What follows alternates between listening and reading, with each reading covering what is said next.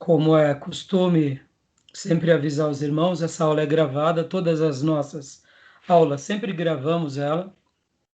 Antigamente gravávamos o áudio, nesses últimos tempos nós temos gravado aqui nessa aula por essa ferramenta, o Skype. Então, depois a gente vai estar reprisando. Os irmãos que quiserem reprisar essa aula, será muito bom, porque ela está sendo gravada, tá bom? E agora, irmãos, então, já oramos pedindo a bênção de Deus. Hoje é a nossa quinta aula, sendo que nas primeiras aulas nós tratamos sobre antropologia, que é a doutrina do homem, e na semana passada iniciamos o assunto que é a doutrina do Espírito Santo, que a definição teológica é pneumatologia, né, que trata da doutrina, da obra e da pessoa do Espírito Santo de Deus entre nós. Essa matéria faz parte daquilo que chamamos de teologia sistemática. E hoje nós estaremos iniciando essa aula, tanto fazendo uma leitura de um texto bíblico, quanto, logo na sequência, indo debater as duas palestras do reverendo Augustus Nicodemos, onde ele tratou sobre o batismo com o Espírito Santo. Então, nesse primeiro bloco, nós estaremos trabalhando bastante, debatendo sobre aquelas palestras. Quem não assistiu essas aulas, eu recomendo que assista, porque foram aulas bem profundas, bíblicas, onde o nosso reverendo Augusto Nicodemos, que é um mestre para todos nós, ele faz um apanhado histórico e com a sua maestria ele mostra a beleza que é esse tema e a maneira em que ele articula, tanto na visão presbiteriana, porque ele é um pastor presbiteriano, mas também no meio do povo de Deus. E ele traz um debate muito rico, muito bíblico. Então a gente vai estar debatendo. E depois nós estaremos mergulhando no nosso livro-texto, que é no livro do Gruden. A gente vai estar depois lendo. E aqueles irmãos que, por acaso, não têm o livro do Gruden, né? Porque hoje nós estaremos lendo o capítulo 30 do Gruden. Naturalmente, quem não tem, eu estarei apresentando aqui o resumo do Gruden para que a gente acompanhe. Mas a gente vai ler o Gruden, eu quero gastar um tempo com os irmãos. E se tratando ainda de ser uma classe nova, alguns irmãos, como é o caso do pastor Johnny, do irmão Dil, eles iniciaram o seminário agora, nesse bloco. Então eu vou ser bem cauteloso para quê? Para que os irmãos possam assimilar, né? Eu sei que muitas vezes o aluno ele começa a participar de um seminário, alguns assuntos ele até domina, outros assuntos não. Mas tendo em vista que esse é um assunto de extrema importância, que é a pessoa e a obra do Espírito Santo, então eu estarei sendo muito cauteloso e vagaroso, para quê? Para que a nossa assimilação seja completa, seja muito abençoada e assertiva, tá bom? Tudo bem? Então agora eu convido os irmãos a abrirem as suas Bíblias em dois textos. Quero ler dois textos. O primeiro texto é Isaías, capítulo de número 61, versículo 1 e 2. Isaías 61, versículos de número 1 e 2.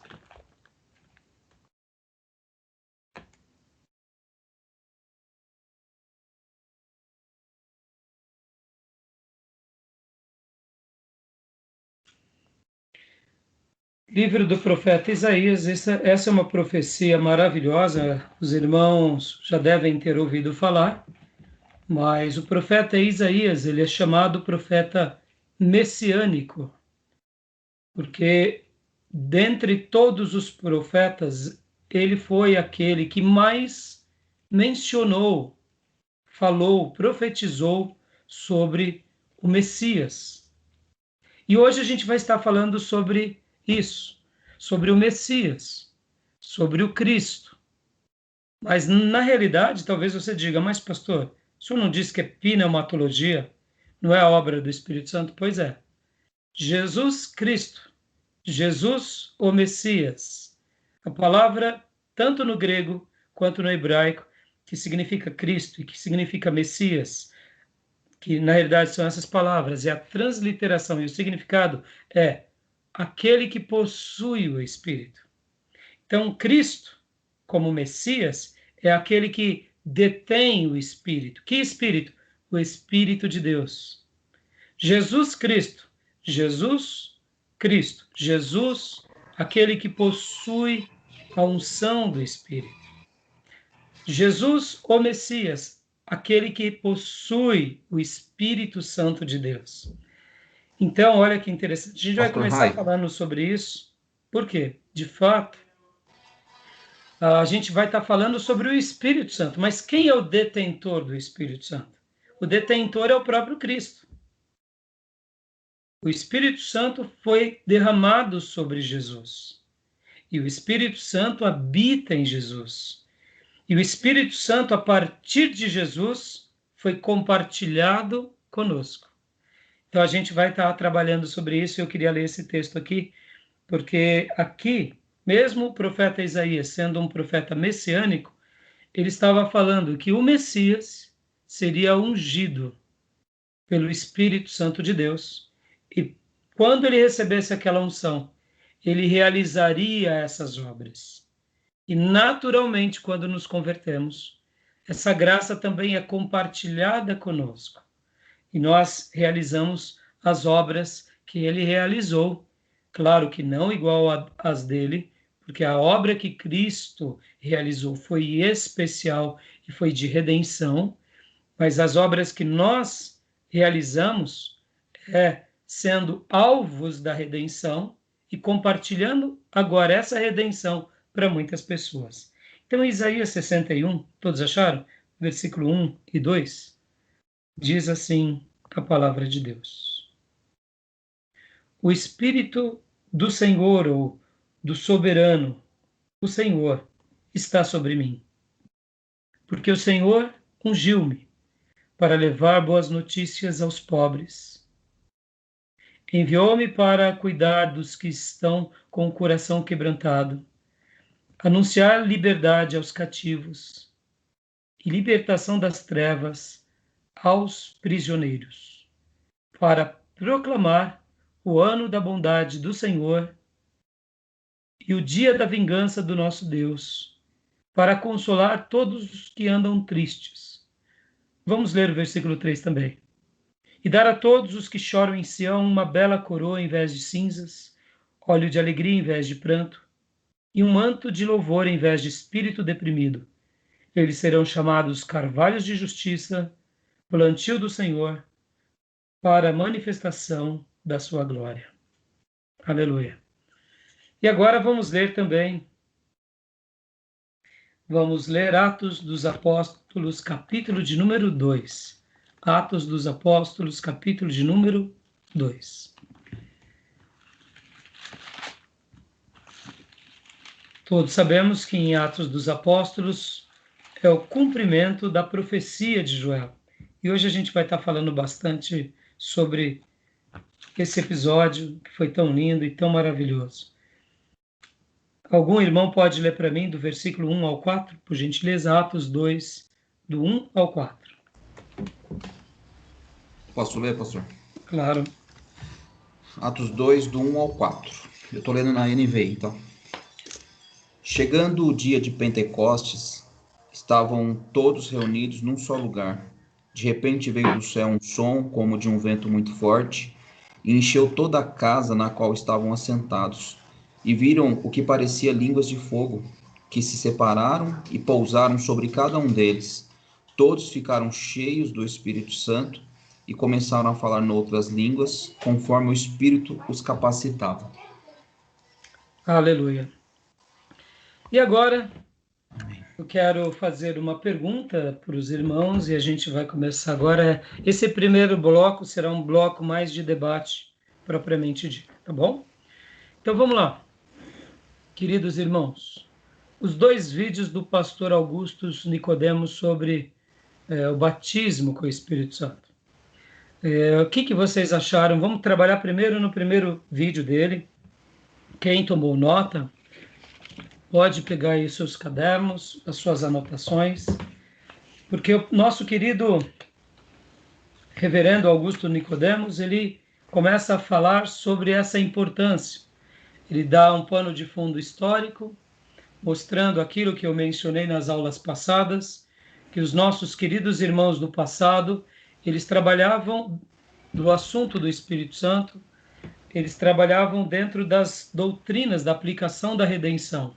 Então, eles não escreviam nas suas teologias sistemáticas um capítulo propriamente dito sobre a pessoa e a obra do Espírito Santo, mas eles trabalhavam na pessoa e na obra do Espírito Santo, geralmente quando eles tratavam sobre as doutrinas da redenção, ou quando eles tratavam também sobre a eclesiologia, porque quando você trata sobre a doutrina da igreja, você trata sobre os dons da igreja, logo você acaba mencionando.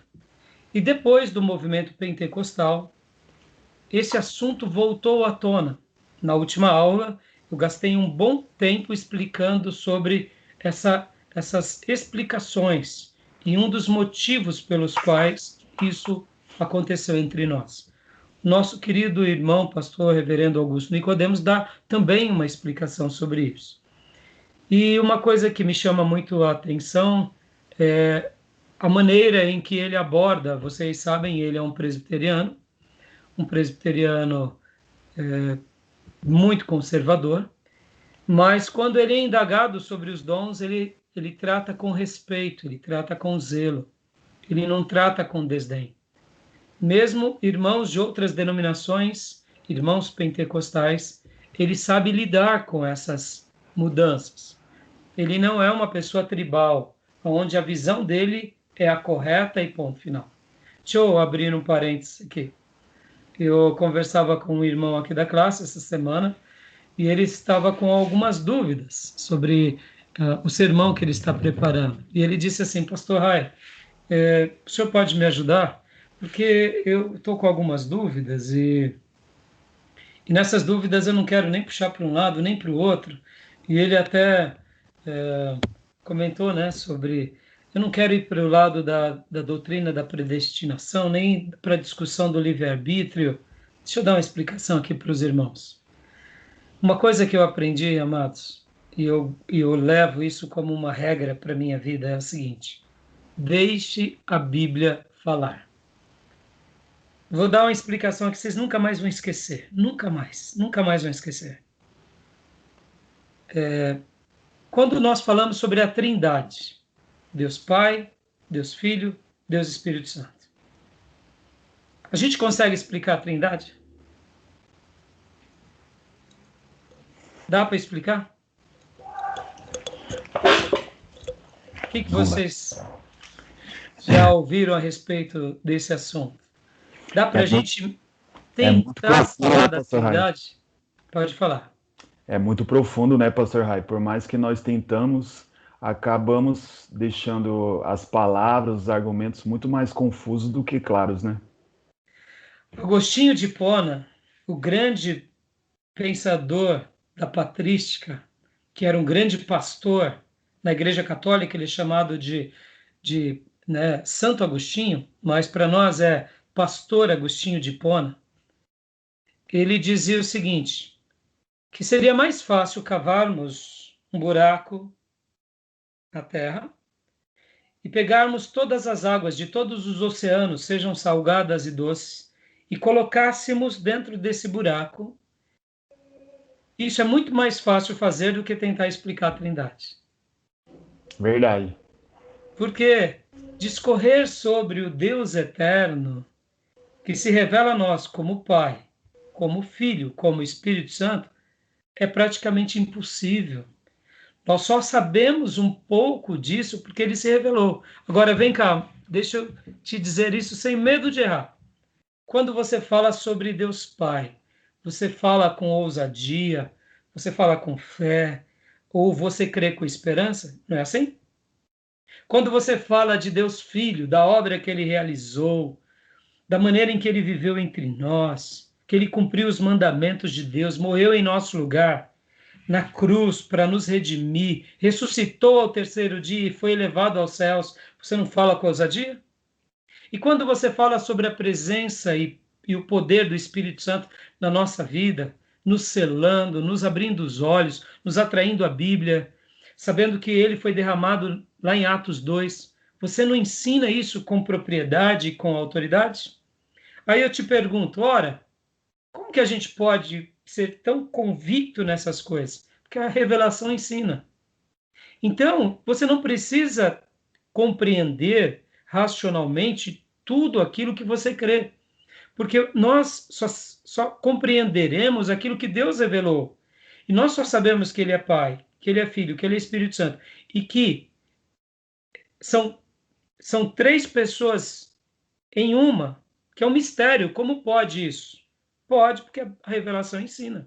Então, quando nós falamos que seguimos o único Deus, Criador do céu e da terra, o único no céu e o único na terra, como eu preguei domingo, eu falei de Raabe. Raabe, a prostituta cananeia, fez essa declaração, que ele é o único em cima nos céus e embaixo na terra. Ela estava dizendo ali nessa declaração, eu creio no Deus de Israel. Ele é único, ele é soberano. Então, como que a gente fala desse Deus único, soberano, que se revela a nós como Pai, Filho e Espírito Santo? Por que a gente faz tudo isso? Porque a Bíblia Sagrada nos ensina. E se ela nos ensina, a gente simplesmente se lança e crê que Deus tem a sua revelação. Essa revelação é poderosa, é verdadeira e é única. E nós descansamos em cima disso. Por que eu estou falando isso? Porque tudo que Deus nos deixou nas Santas Escrituras serve para nós, irmãos, como o nosso guia. Serve para nós como a nossa certeza. Então, por exemplo, esse irmão, né, que me procurou essa semana, pastor, eu falei, irmão, deixa a Bíblia falar. Não tenha medo. Ah, mas o fulano de tal, deixa a Bíblia falar. Porque vão ter situações, por exemplo, mais para frente a gente vai entrar em debates do tema, sobre doutrina de eleição, predestinação, livre-arbítrio. Deixe a Bíblia falar. A gente não vai ficar gastando tempo e discussões quem tem razão, quem não tem. O mais importante para nós é saber que tudo que está na palavra de Deus, Deus deixou de propósito, com um propósito lindo, claro e poderoso. Então, esse assunto do Espírito Santo aqui, ele é muito relevante. A pessoa dele, a obra dele, os dons dele, mesmo que a gente não compreenda da melhor forma, deixa Deus falar, deixa Deus se revelar. É isso que importa para nós. E aqui, aos irmãos que estão participando aqui dessa aula como convidados nossos, quem sabe futuros alunos. Então, uma coisa que eu ensino aqui é o seguinte, que a gente vai aprendendo, a gente vai ouvindo, e a gente vai sendo construído. Porque, irmãos, nenhum de nós tem todas as respostas. O único que tem todas as respostas é a palavra de Deus. E muitas vezes, no andar da nossa vida cristã, a gente vai aprendendo, a gente vai construindo, a gente vai ampliando. Pode ver, irmãos, o quanto nós já evoluímos na nossa vida desde o dia da nossa conversão.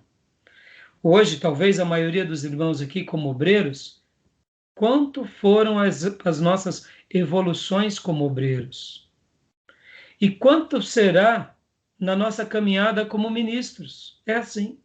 E a gente tem que estar aberto ao seguinte: Senhor, eu estou aqui e eu gostaria que o Senhor me ensinasse, mediante a tua palavra, para que eu pudesse crescer a cada dia. Tá bom? Então, vamos lá, gente. Vamos lá. Gil, começa com você. O reverendo Augusto Nicodemos, ele começa a falar assim: deixe a Bíblia falar. Não é isso? E aí, comenta alguma coisa que você achou legal na palestra do Nicodemos, para a gente argumentar.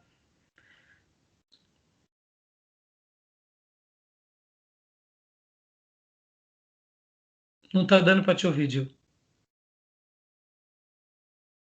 Perdão, o áudio estava...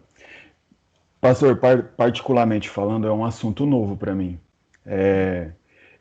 vendo Augusto Nicodemos falar e também fazendo os resumos aqui do livro, que eu pude descobrir essa polêmica, né, entre os protestantes e os pentecostais. Eu não tinha ainda ido a fundo nisso, não. Na verdade, não tinha nem ouvido falar nesse assunto.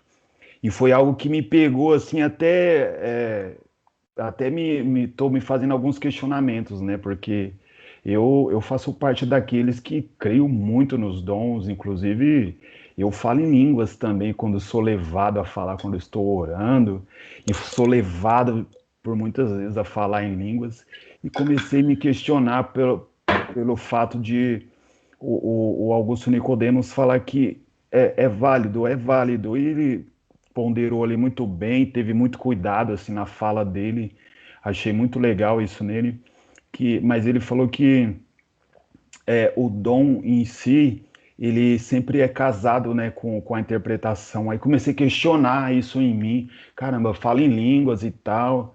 Hoje pela manhã eu fui orar, né, na minha devocional, e aí fui cheio assim na minha devocional, e o Espírito Santo me levou a falar em línguas, e aí caiu justamente nisso que o pastor acabou de falar, que a gente tem que deixar o Espírito agir, a Bíblia falar por si só, porque se a gente for ficar muito bitolado em algumas coisas, a gente acaba podando, né, Deus, podando o Espírito. Mas está sendo tremendo para mim isso daí, tem sido uma coisa nova, mas tremendo para mim. Então, deixa eu dar uma explicação para o irmão, que serve para os demais irmãos. A gente já vai voltar, cada um dos irmãos vão participar, né, do assunto, né? Gil, olha só, eu também passei por um momento mais ou menos como o seu, porque eu me converti no movimento avivado. Era uma igreja de ordem avivada.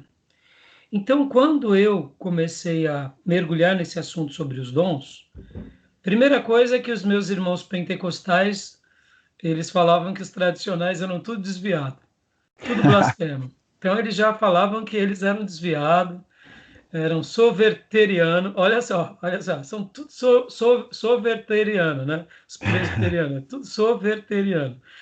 E aí o que acontece? E depois eles falavam assim, não, mas eles são tudo desviados porque eles blasfemam contra o Espírito Santo que não creem.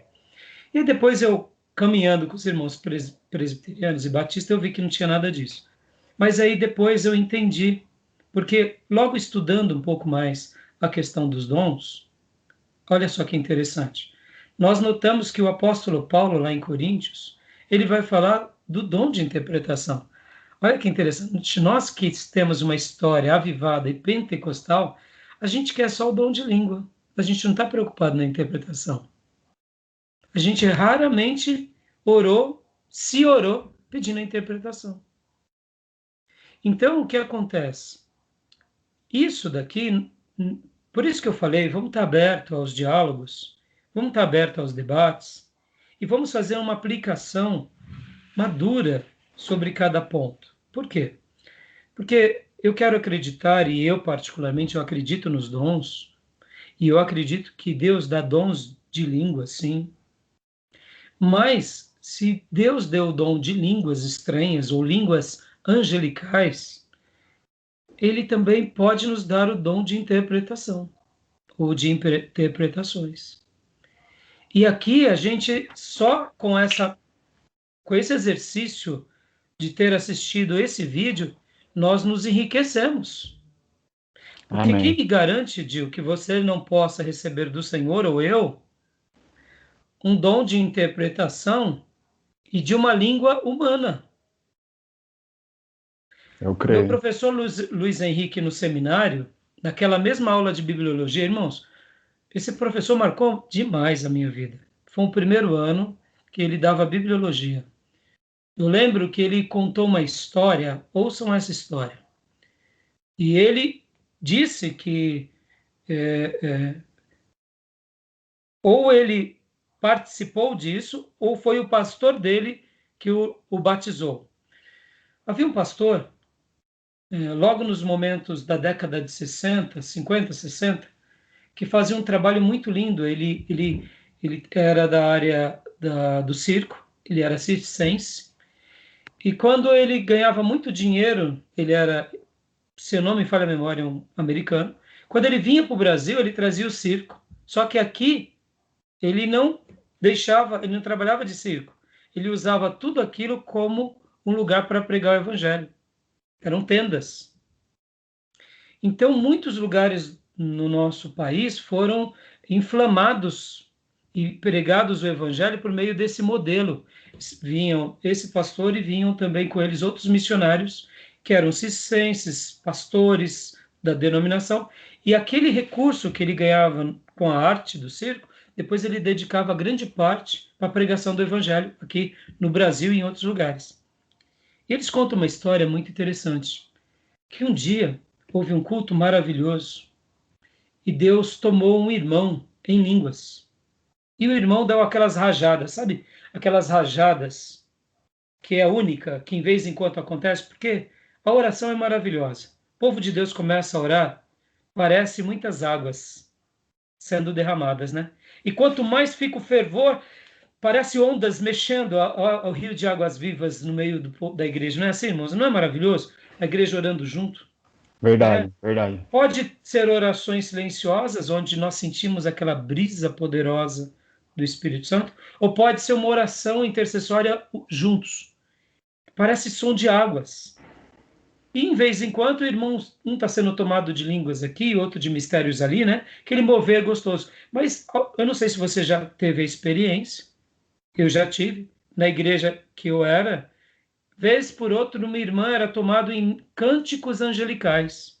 Coisa mais linda, irmãos. Ela começava, no meio dali das orações, e louvar e cantar num timbre, era uma coisa magnífica. A igreja se silenciava e ouvia aquela canção, era algo divino, sensacional e maravilhoso.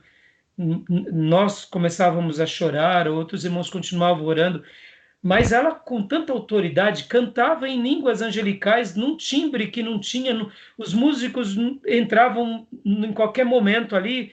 Tinha vezes que havia participação de música, tinha, na grande maioria das vezes, não. Então, era uma visitação de Deus. E nós entendíamos que era uma visitação. Mas o pastor Luiz Henrique conta uma história muito linda, que foi o seguinte, que nesse circo, de repente, um irmão começou a falar em línguas. Foi tomado.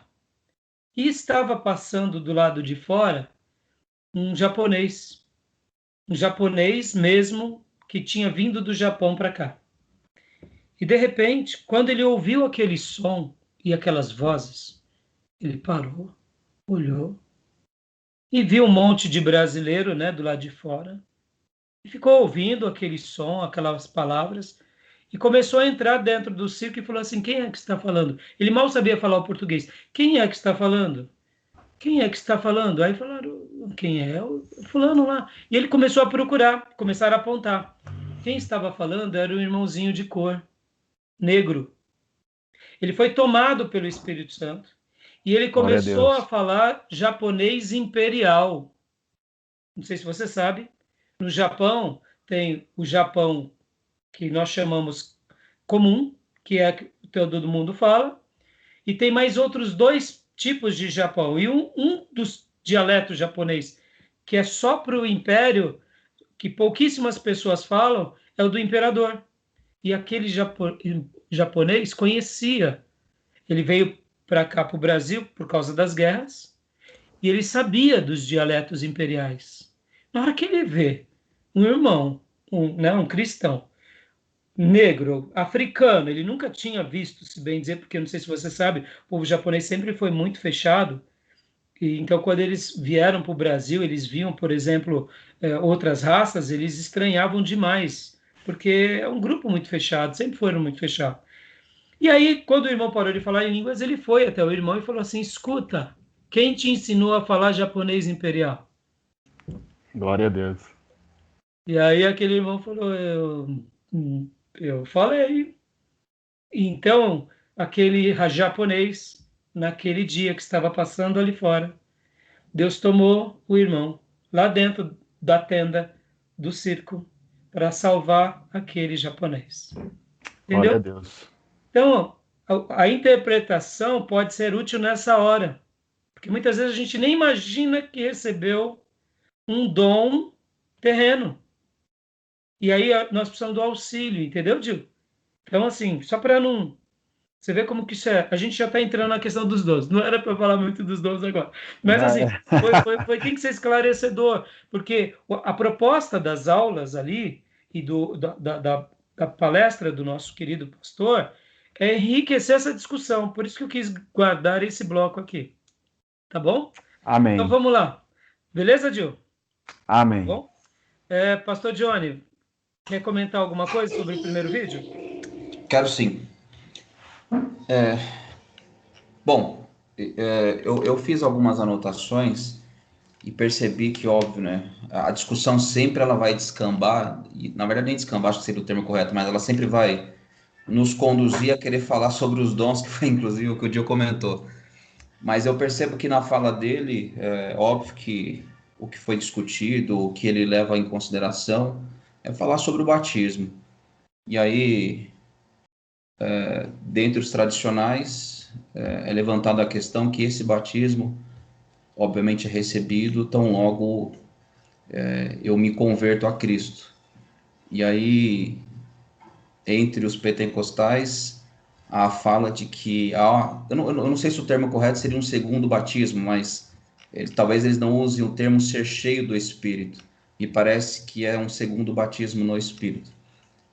E aí eu percebo que na fala do reverendo Augusto Nicodemos, não digo crítica, né, mas a sua fala diz com clareza que esse segundo batismo não é um segundo batismo, e sim o ser cheio do Espírito.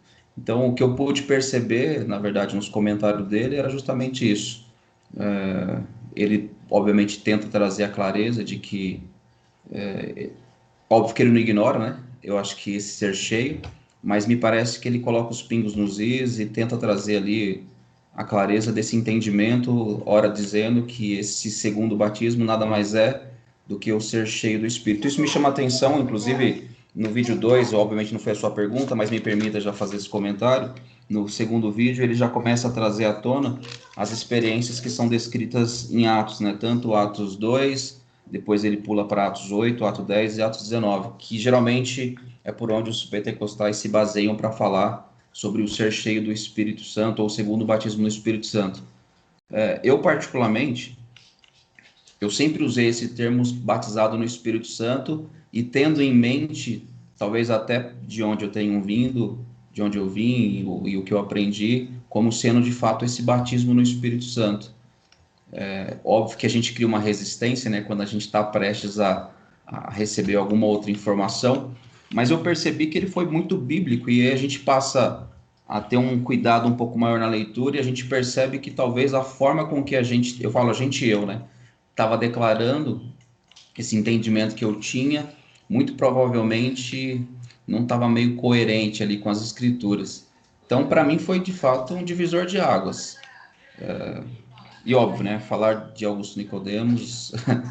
Vou falar o quê? Não tem o que falar, na verdade, né? A gente só se debruça, bebe, enfim, e aprende muito. Então, a gente vai trabalhar mais sobre isso, viu, Pastor Johnny? A gente vai trabalhar e vai mostrar as diferenças, tá bom?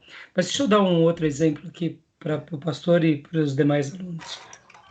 Olha só, toda vez que a gente recebe uma informação nova, para nós, parece que aquela informação é uma heresia. Então, isso nos choca, né? A gente fala assim, não, isso daí é heresia. A gente bloqueia. Tem um lado bom e tem um lado ruim. O lado bom é porque a gente demonstra que a nossa fé, a gente mergulhou de coração.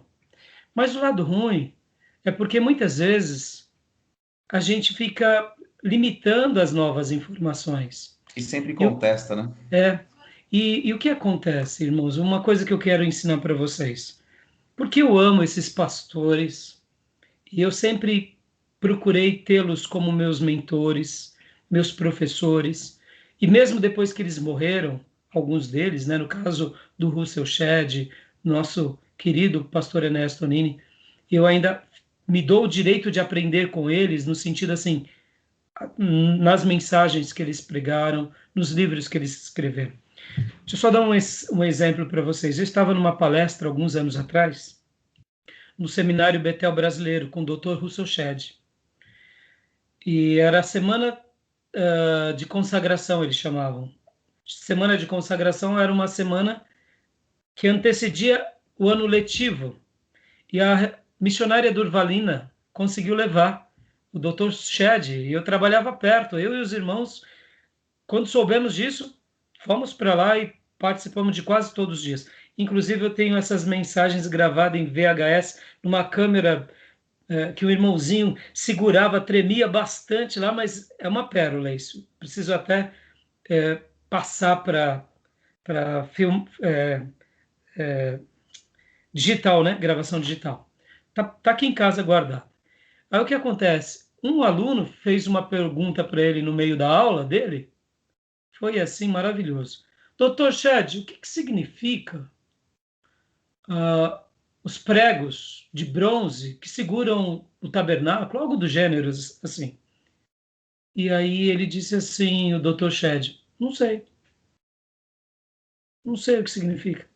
Todos nós, alunos, admiradores, ficamos assim, se o Dr. Shedd não sabe, então ninguém sabe. Aí o que acontece? A gente depois debatia isso entre os amigos, né? E eu falava assim, tá vendo, gente? A gente tem que ter, a gente, né, foi treinado meio que ser sabichão, tem que ter uma resposta para tudo. Isso não é verdade. E isso atrapalha a gente. Porque muitas vezes a gente vê alguém fazendo a obra de Deus de forma diferente da gente, a gente já rotula e já bloqueia. E aquele irmão vai ser bênção para a nossa vida. Mas porque eu rotulei por causa da minha ignorância, por causa do meu pensamento tribal, eu acabo não aprendendo algo que Deus estava querendo me ensinar. Guardem isso, irmãos. Todas as igrejas e todas as denominações são flores dos jardins de Deus. Guarda isso.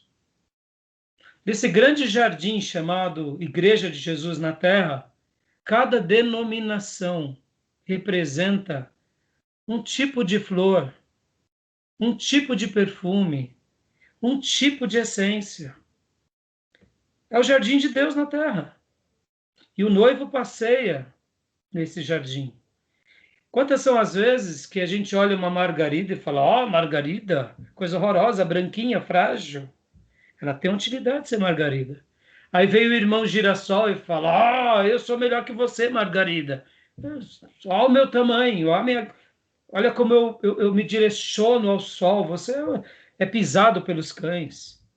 Irmão, o girassol tem um propósito de ser o girassol, o cravo, a rosa, as denominações, os grupos, o que Deus vem fazendo entre nós ao longo desses 2000 anos são flores dos jardins do Mestre.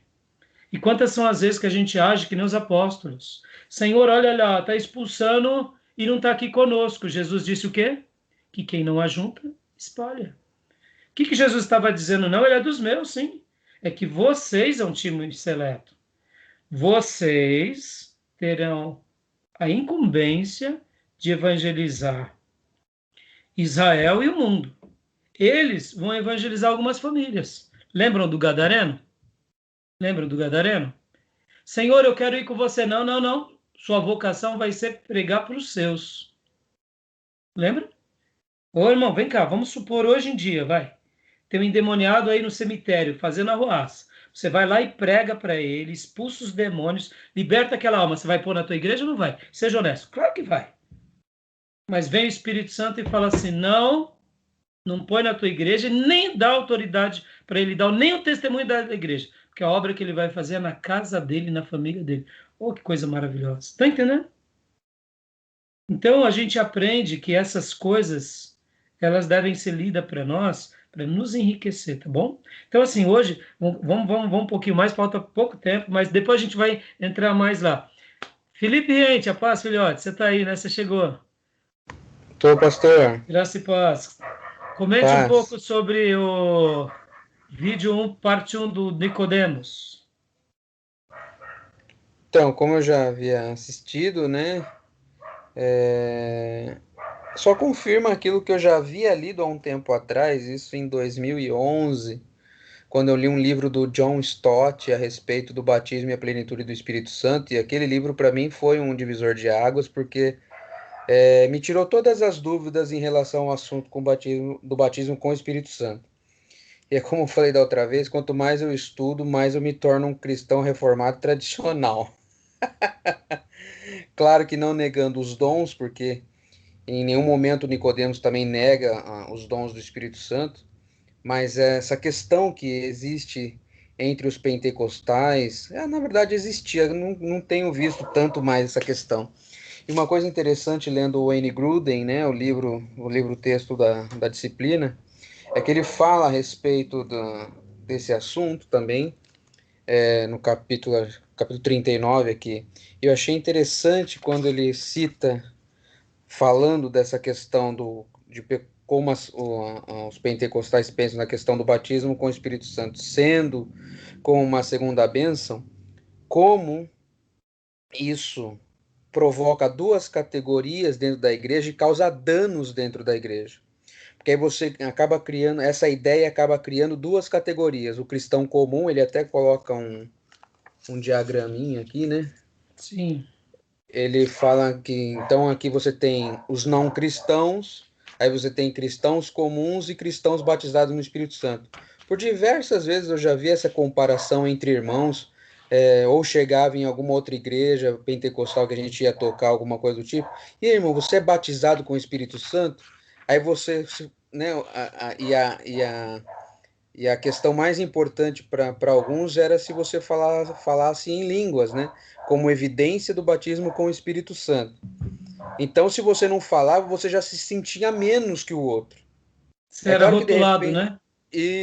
isso gera dano dentro da igreja, gera divisões, e o Wayne Grudem ele fala a respeito desses danos que podem ser provocados na igreja.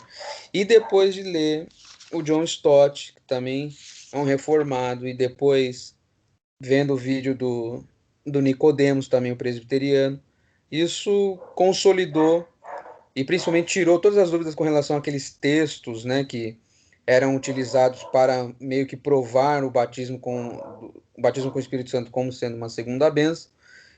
Da forma com que ele explica, fica claro ali que não é isso. Mas aí ele fala depois a respeito da plenitude com o Espírito Santo, ou seja, é um progresso cristão. Então você se converte, nasce de novo, então você é batizado com o Espírito Santo, né, dentro da sua alma, o Espírito Santo passa a habitar dentro de você, e ali, a partir dali, é um progresso, onde o Espírito Santo, quando quer e como quer, às vezes pode ter manifestações especiais, que é o que eu acredito que houve na igreja, né? Principalmente nos grandes avivamentos, o Espírito Santo quis agir de maneira poderosa e eficaz para provar, até mesmo para os tradicionais, que ele ainda agia como ele agiu na igreja de Atos e na igreja primitiva. E o Espírito Santo, em momentos especiais, quando ele quer, ele pode sim derramar poder de maneira singular na vida da igreja. Mas aí, entre os cristãos na caminhada cristã, você tem a questão de ser cheio, buscar ser cheio do Espírito Santo. Então, a questão de maturidade cristã, né?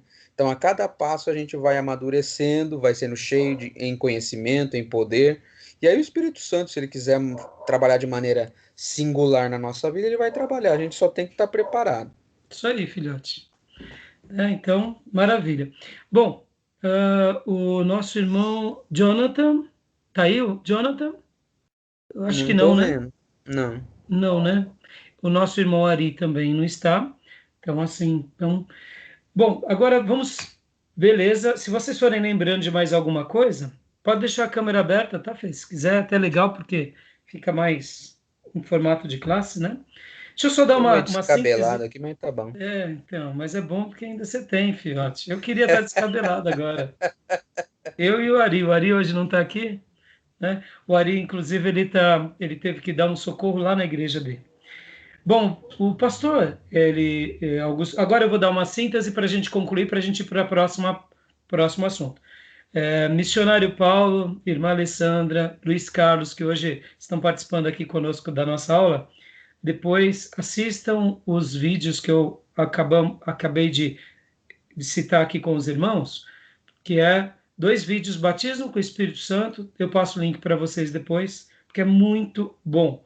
Ele enriquece a nossa discussão. Então, eu vou agora dar uma síntese bem rapidinho, tanto do primeiro vídeo quanto do segundo, para a gente mergulhar no texto, tá bom?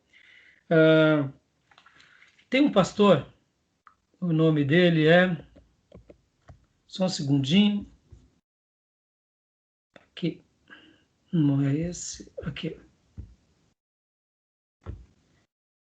Neil Barreto. Pastor Neil Barreto é um pastor muito abençoado. Ele fala o seguinte, que toda divisão que há no meio da igreja, ou seja, esse jardim de Deus, essas flores de Deus, raramente há problemas quando se trata da doutrina do Pai. Raramente há problemas quando se trata da doutrina do Filho. Mas se tratando da obra do Espírito Santo, o povo de Deus, infelizmente, ao longo desses últimos 100 anos, e até mesmo na história da igreja, bateu bastante cabeça. Pode ver, esse é um assunto que, infelizmente, o povo de Deus tem que saber conhecer bem para guerrear menos. Percebam, as divisões, elas acabam acontecendo, eu não diria que é por maldade. É porque, além dessas divisões serem divisões baseadas na teologia, tem a ver também com uma questão da experiência. Pode ver. Quando se trata da pessoa do Espírito Santo e dos dons, por exemplo, dom de língua, que o nosso irmão acabou de falar, o Gil, né? Você vê, hoje ele foi orar, ele teve dificuldade, porque ele lembrou aí a interpretação, aí, de repente, foi ali meio um freio, e aí é isso que eu quis dizer. Não permita que isso seja um freio. Mas quando se trata do Espírito Santo, tem a ver com os dons. E se tratando dos dons, tem a ver com o quê? Experiências. E aí onde entra essa questão um pouco das nossas divisões. Como o Felipe Riente acabou de dizer. Quando uma pessoa não tem a experiência que eu tenho, e não passou pela experiência que eu passei, logo ele é rotulado. Ou logo ele recebe uma condecoração de que ele é melhor. E não é para isso. A obra do Espírito Santo e os dons não é para isso. Então, é importante a gente conhecer sobre o assunto para que a gente não fique guerreando. Graças a Deus, a Igreja de Jesus, nesses últimos 50 anos, mas eu diria, em especial nesses últimos 30, ela tem caminhado com mais harmonia. Pode ver que hoje a gente está aqui num seminário de origem avivada, aprendendo com os nossos irmãos tradicionais. Felipe até já disse, né? Quanto mais eu estudo, mais eu me torno reformado. É natural, porque a gente fala assim, como isso é fantástico. Eu, quando fui fazer o meu exame teológico, eu assumi a igreja, que nem eu testemunhei para vocês semana passada, no ano de 95. E no ano de 97 foi quando eu fiz as últimas coisas que eu precisava para ser aprovado, para realmente eu ser ordenado ao pastorado.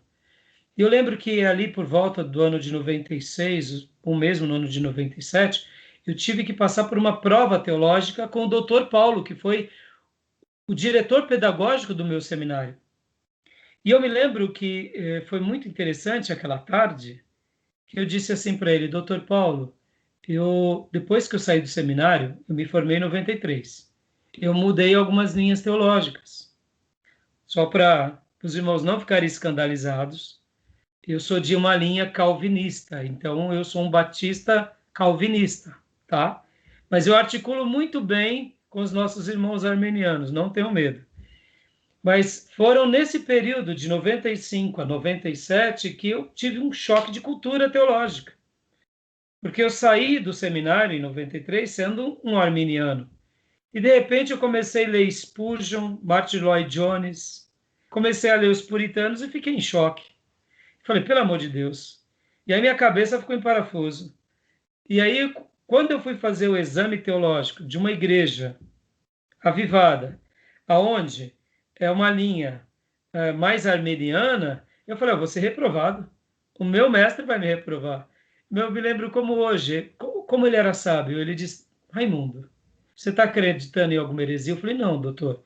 É que na questão da soteriologia, na questão da eleição, na questão da predestinação, eu mudei de opinião. Ele falou, tem problema, filho, fique em paz, eu te conheço.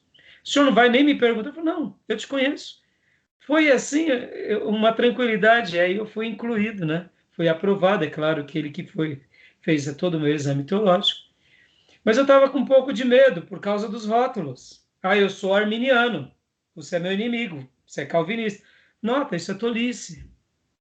Quem me vê pregando acha que eu sou um arminiano, porque eu prego chamando a igreja a responsabilidade. Mas doutrinariamente, eu sou um calvinista. Tanto é que, alguns anos atrás, enquanto eu estava no seminário no STBnet, entramos nessa questão, né, dos pontos de Calvino, e o diretor do seminário, o professor Maurício, naqueles dias ele era o diretor, ele falou, então, não sei o quê, os 5 pontos de Calvino, eu tenho dificuldade. E você, Rai? Ele me perguntou, eu falei, não, eu acredito nos 5 pontos. Ele até ficou admirado, ele falou, mas você articula bem? Eu falei, não, sem nenhum problema. Para mim, eu convivo muito bem. Então, assim, eu sou um batista calvinista. Mas você não me vê, por exemplo, fazendo disso uma discussão ferrenha. Não, quem não é calvinista não é salvo. Sabe quem não é salvo? Quem não está em santidade. Ah, esse sim não é salvo. Quem está vivendo no pecado, esse sim está errado. Estão entendendo? Mais para frente, vocês vão entender.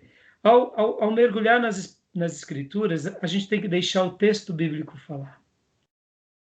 Então, é isso que eu queria reprisar aqui do nosso querido reverendo Nicodemos. Deixa a Bíblia falar. Porque quando eu leio Romanos, eu deixo a Bíblia falar. Quando eu leio Ezequiel 38, eu tenho que deixar a Bíblia falar. O Atalaia, eu tenho que deixar falar. Então, a gente tem que saber articular sobre essas questões. E voltando aqui para o assunto do Nicodemos, né? Ele fala muito sobre o Espírito Santo sendo derramado no Velho Testamento. Então, ele trabalha lá em Isaías 32, 44, 61, Lucas 4, Ezequiel 39, Joel 2, 28 e Atos.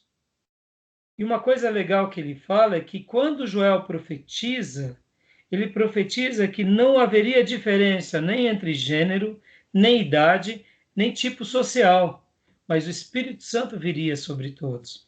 No Velho Testamento, o Espírito Santo era derramado de uma forma especial sobre alguns, principalmente sobre aqueles que tinham certos dons.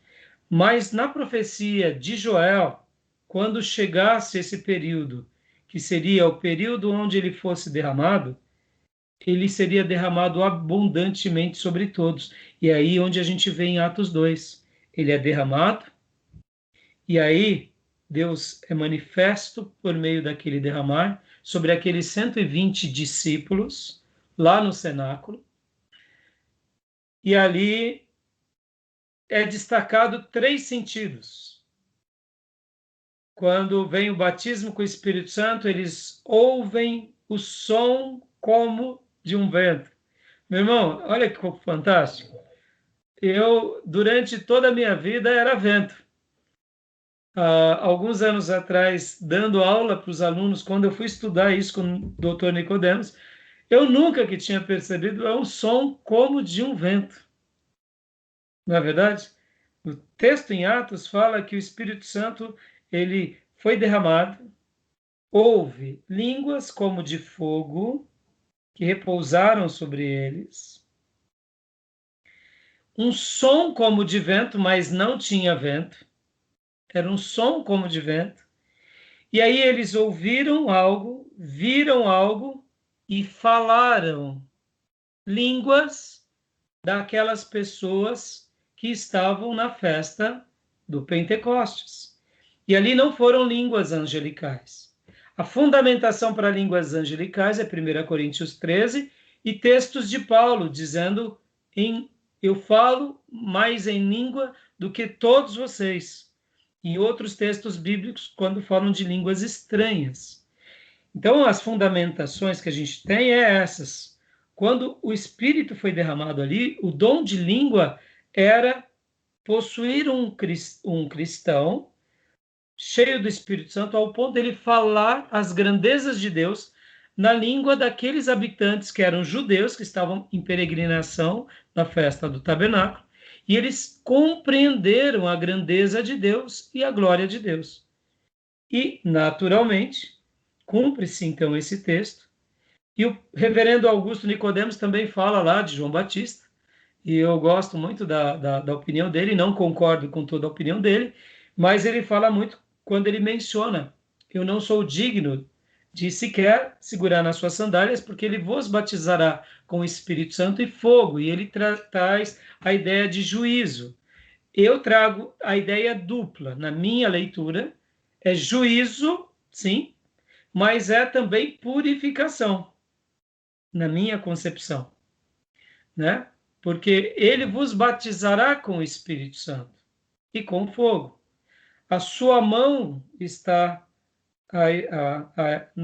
ele tem o controle nas suas mãos e separará o joio do trigo. Então, é fogo purificador para o trigo e a condenação para a palha. Ele só trabalha na ideia da palha. E a gente vê no Novo Testamento que onde o Espírito Santo de Deus é derramado, ele purifica o povo, ele purifica a igreja. E aí o que acontece? Em Atos 2, a gente vê esse episódio se cumprir na vida dos 120. E algo maravilhoso acontece, que agora todos, ao verem os sinais, acham que eles estão até bêbados, porque percebe-se que é aí onde eles têm uma experiência extravagante. E os próprios apóstolos dizem: não, ainda é cedo, nós não estamos embriagados. Mas eles entendem as línguas, eles ouvem o som, eles compreendem a palavra. E o reverendo Augusto Nicodemos diz com uma frase muito linda: o milagre acontece, mas eles não se convertem. Porque para que houvesse conversão, precisou da proclamação do evangelho. E aí Pedro prega, e então todos respondem em uma só voz, de forma uníssona: o que faremos? E aí o Augusto Nicodemos até brinca, né, de uma forma muito interessante, que quando Pedro prega um sermão, se converte 3.000 almas, porque estava sob o poder do Espírito Santo. Nós precisamos pregar 3.000 sermões para ganhar uma alma, porque precisamos do Espírito Santo, né? E assim ele termina o vídeo 1, e eu achei muito feliz. E agora, falando do vídeo 2, eu vou dar uma pausa aqui na gravação e vou reabrir na sequência. Só um minutinho.